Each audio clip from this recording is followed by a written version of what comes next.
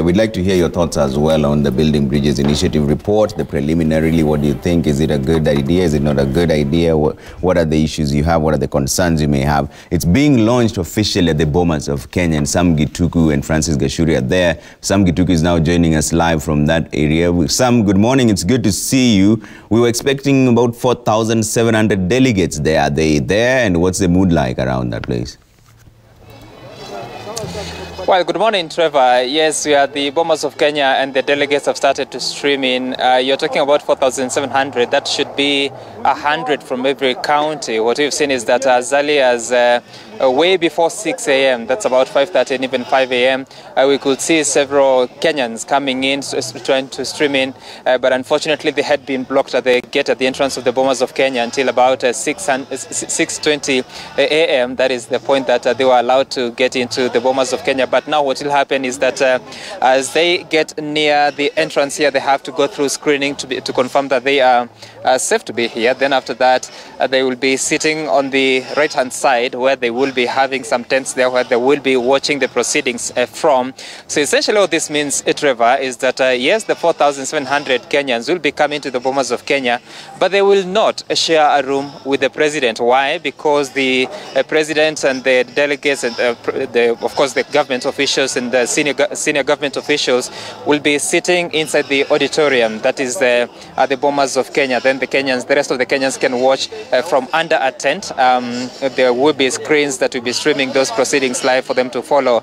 So it's quite a different experience, but also we've been seeing them very coming here with a lot of expectations for them just to be in a position to see and to listen to the leaders in as far as that BBI report is concerned, to hear what the proposals are. I'll be shortly trying to talk to some of them just to hear what their expectations are and see if they can... Excuse me, ma'am. Hi, how are you? Hi. Good morning. You're on Citizen TV. What's your name and where do you come from?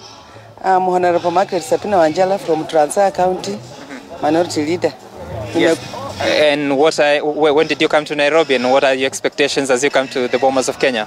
I'm coming because of BBI to launch. Right. Yes. What are you expecting? Let me to look what it's in that BBI and then to decide. Okay, and of course you've seen some of the proposals. I don't know whether you were able to watch news yesterday talking about the reintroduction of the Prime Minister's position, ensuring that the Prime Minister is coming from Parliament and having some of the ministers being paid from Parliament. What are your thoughts in as far as this is concerned? Really bring the inclusivity that the country has been seeking? Because of the ladies or the women. When it with the women, it thinks of the women, I will just support. Okay. But it's not a support because women, we want women and youth. Okay. Yes. All right. Thank you, ma'am. Okay. Yes. So, Trevor, there she is. Of course, you might assume that just because Kenyans have been listening and watching the news, they might know what the content is. But it's a continuous process. And let's speak to one of the gentlemen here. Good morning. What's your name and which county do you come from? My name is Patrick Odore. I come from Kakamega County. I've come to attend the launch of BBI today. Yes. I'm very proud to be part of the function that is attending the BBI. Okay. Yeah. What do you know so far about the BBI? I think it's a good initiative because it's building the bridges. Yeah. And we want a peaceful election when we have another elections. So I think that's what BBI is all about. Okay. A peaceful election in another time.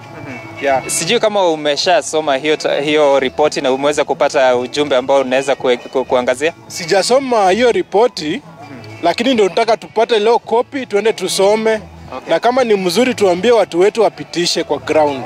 Okay. Yeah. Nashukuru sana. Asante sana. Of course, he's coming from Kakamega. It's very interesting that he says that once they are able to read it, they'll be in a position to advise the people on the ground to pass it. But it also speaks to the aspect that it's going to take some time. And also people are thinking that being a report then it's something that is ready to be passed. But obviously there are so many processes that will have to be followed. If there's a requirement to amend the constitution, there's that process that is provided for in the Constitution. So it's an opportunity, Trevor, for them to have that chance to listen to the leaders as they unveil it to the public, and also get to familiarize themselves with what the details are. And essentially, it's going to take a lot of civic education for the Kenyans to understand and even make an informed decision, should that opportunity arise in the coming months and years. Trevor. Well, thanks, Sam. We'll cross over to you. It would be interesting to hear from the people what they think about the 5% of the graft proceeds being given back to the whistleblowers. Will that then now open an avalanche of whistleblowers there?